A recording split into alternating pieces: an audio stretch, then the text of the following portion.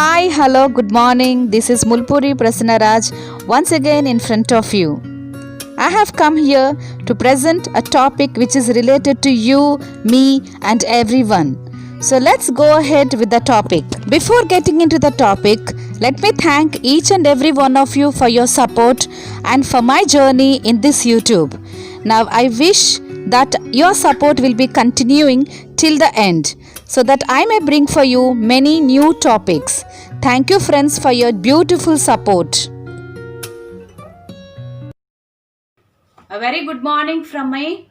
I am Mrs. Mulpuri Prasanaraj once again, right in front of you, coming with a new topic. 1, 2, 3, 4, 5, 6, 7. 7. A peculiar number, a specific number, an important number, and a notable number. What is it? Ages. First age, second age, third, fourth, fifth, sixth, seventh. These are well explained by our wonderful poet, a great dramatist who has set in his own image of importance in the area of literature. He is none other than William Shakespeare. So, are you ready to listen? So, dating back to the history of William Shakespeare, let us listen in this episode. William Shakespeare, a wonderful dramatist, a renowned literary personality. He started his career as a writer of novels, poems, and different these things.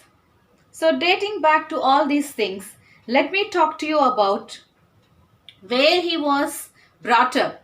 He was brought up in Stanford upon Avon and is often regarded as Bard of Avon. He is called as Bard of Avon. And next he is considered as a national poet in England. And his works, and dating back to his works, 38 great plays, 154 sonnets, and long narrative poems and other verses are in his credit. And this one, there is a considerable controversy too in his poems with regard to the themes. So, leaving the controversies. And next one, what about the seven ages of man? The seven ages of man reflects all the ages of the every person who is living on this earth. And now from where did he get this idea? From where did he get? This was a long-aged idea which was before propagated anyone else has started. Even Shakespeare has took out this notable fact from one of the greatest personalities. From where? It is the year that Shakespeare was born. Richard Edwards' play Damon and Pythias was written, which contains these lines. What are those lines?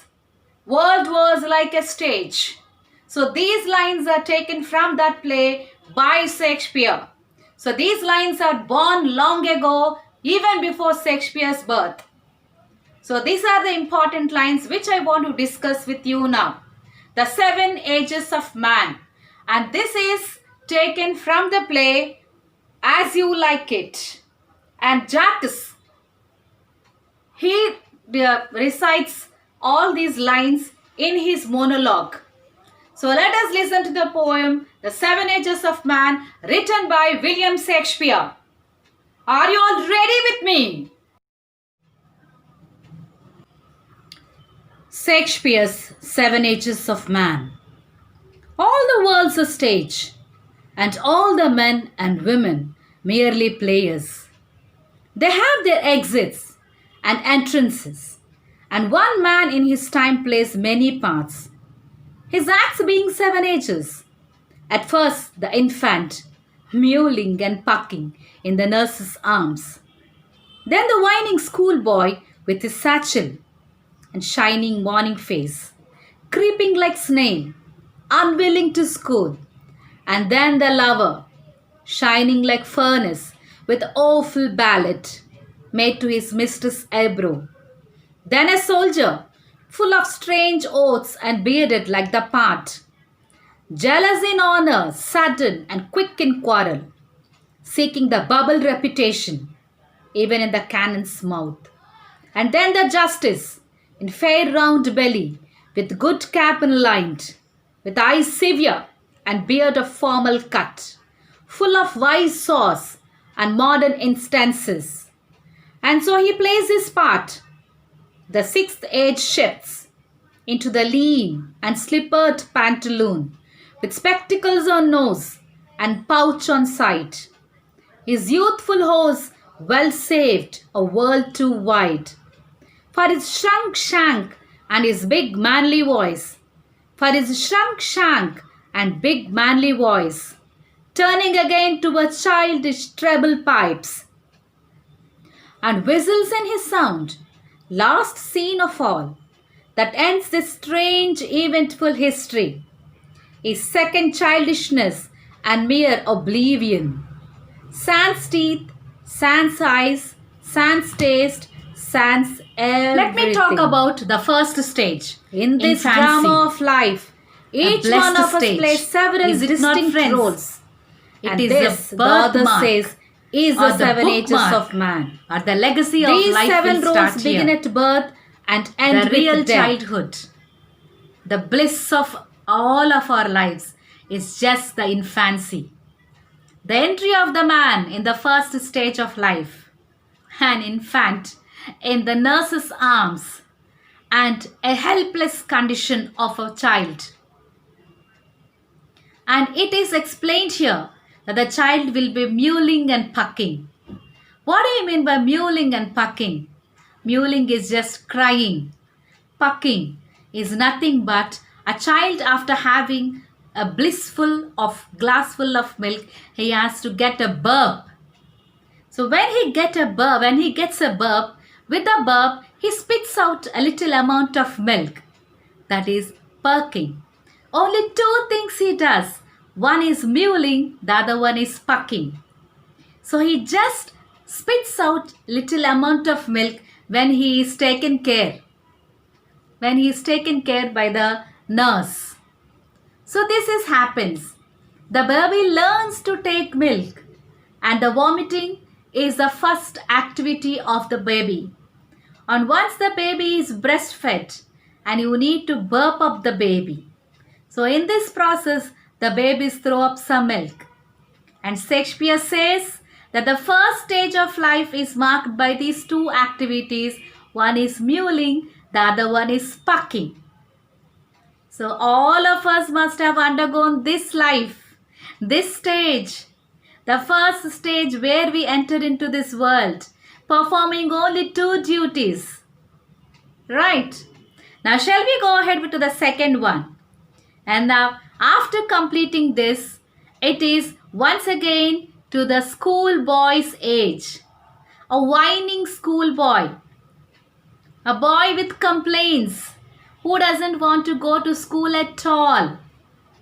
He has every day a new complaint. The carefree days of infancy are over, and the schooling brings about a regimen in the life of child. And naturally the child takes to whining and complaining about the forced routine. So a child will be very much afraid of the 4-walled instructions and disciplined activities. He has to be in the clutches. He feels that he will be there in a 4-walled classroom wherein he'll be foregoing all kinds of freedom. But nowadays it is not like that, friends. The education system has changed. Now it is going according to the free will of the student. The student's concerns are taken into consideration in the present day society. Now it is not like that as it was in the previous days. Now the child is at his own free will in constructing his own career. Now he is free to participate in sports. He is free in participate in dramatics. He is free in nurturing his own way of life. So everything is at his own free will. Might be we won't find nowadays the child who is whining or complaining to go to school. But he will go with free will and very happily. So why Shakespeare was explaining in his lines that a schoolboy was whining and complaining to go to school is might be he waited for this kind of reformation in the school system. And now he'll be feeling very happy. His soul bleeds in happiness, looking or seeing all the kinds of reformations which are brought in the education systems in the present day society. A welcoming change by the people for the benefit of the student in nowadays society, wherein he must have dreamt about in his time. That's why he has mentioned it in his poems. So very nice change we have got with the schoolboy, is it not? So never we will find a schoolboy who is whining. And right now the school children are busy doing their works on online. They are not whining, they are not complaining. Rather they are feeling very happy in doing the works. And this is with regard to the schoolboy stage. And coming to the third stage, the concept of school has finished with the second stage. And the third stage is the real stage of a man who plays the part of a lover. Here the schoolboy grows into a young man full of desires, burning desires, ambitions, dreams, and he becomes a romantic young man with a furnace-like eyes. When there is a desire, he has burning eyes. When we have desire, we have burning eyes in our sockets, which will be always reminding us to do our course. And he becomes young and romantic also. He falls in love and sighs like a furnace. And also he writes sad poems to his beloved that who cannot control his sad emotions. So this is a very critical age wherein the youngsters are to be taken care of a lot. And this in our present day society, we call it as adolescence. And we have innumerous and many points which are drawn on this issue, how the children are to be taken care of in this adolescence age. Why? Because this is a very critical age wherein they don't have any control on their emotions. They run like black horses in the wilderness, and wherein they have to be tamed and put under control. The emotions have no tails and no bounds, and they'll be flying above in the sky. And they are to be put in knot. They are to be guided. And the pole stars of parents, they come about with many ideas and many solutions to their children, and the teachers, the guiding stars, will even look into the things. So here goes the third stage of a man as a lover.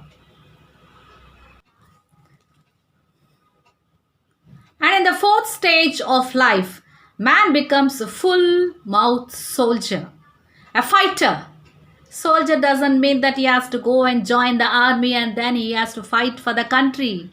Soldier is nothing but a fighter in the life to grow in his age. And he is a learned person with lot of words of the stage. And he tries to give himself a formidable look, a beautiful look, a decent look, with a beard like a part. And he is very emotional and jealous of how he has to grow in his life.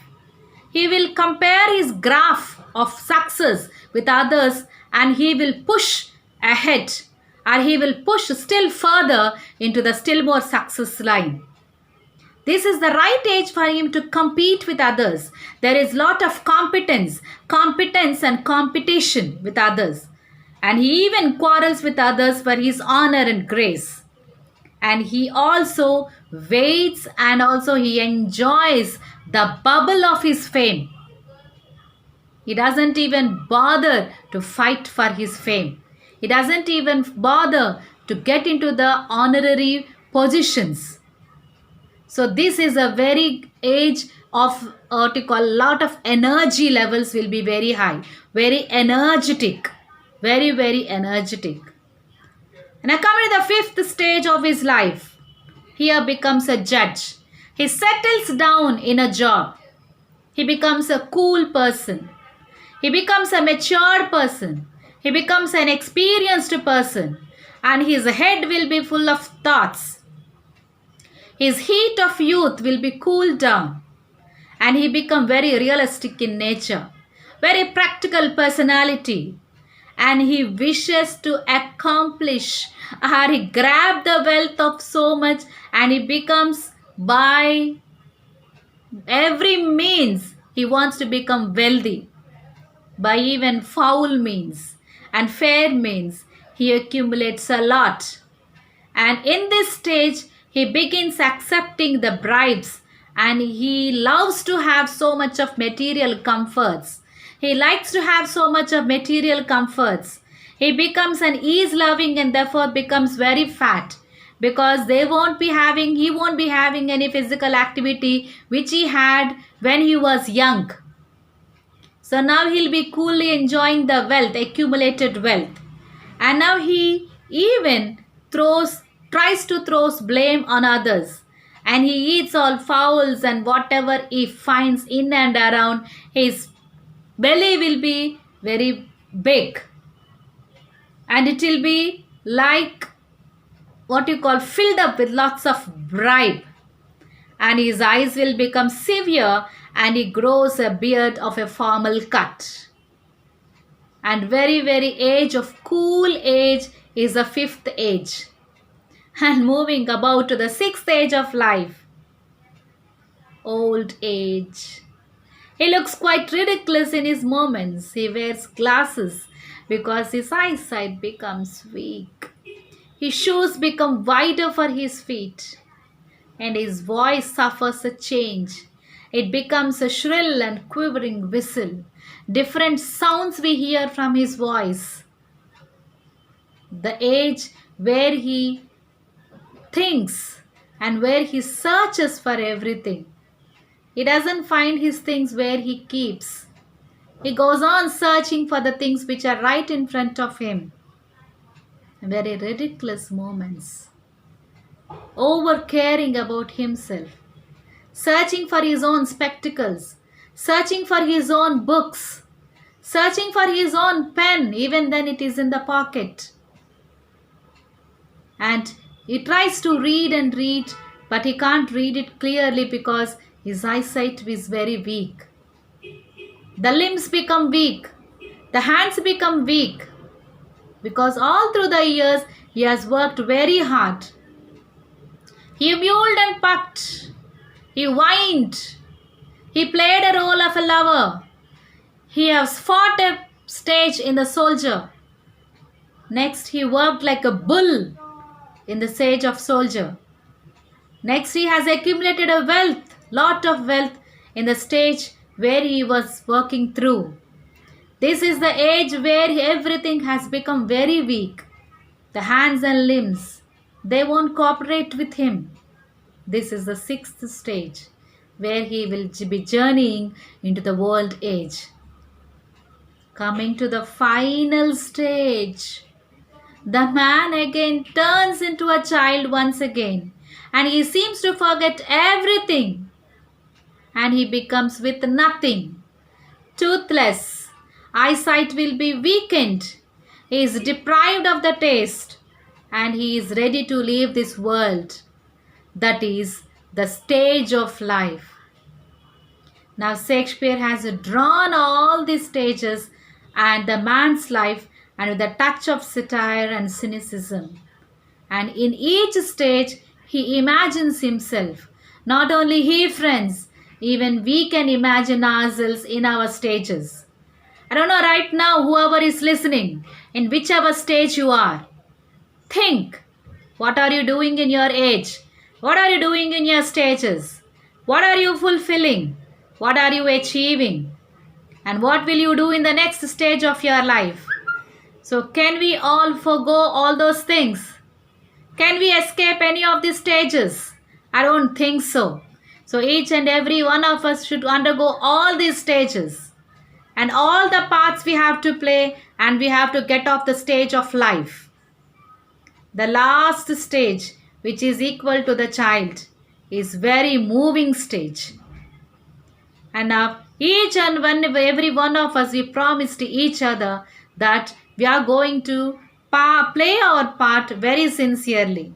And I request all the children, however they looked after you, however you are looked, how care you are taken, and how much care you are taken.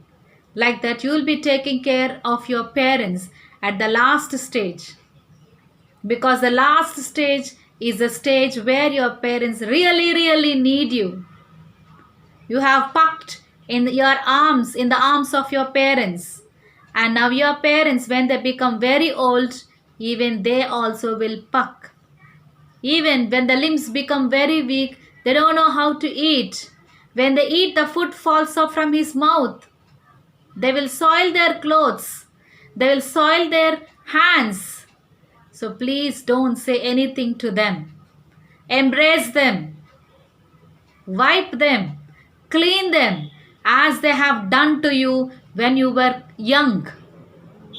So they'll be whining to change their clothes. They'll be complaining that the food is not good. Please bear with them. And please be very happy by looking after them. And this is a sincere request. Thank you one and all for listening to me very patiently. If you are new to my channel, please like it, share it and subscribe it. Thank you friends.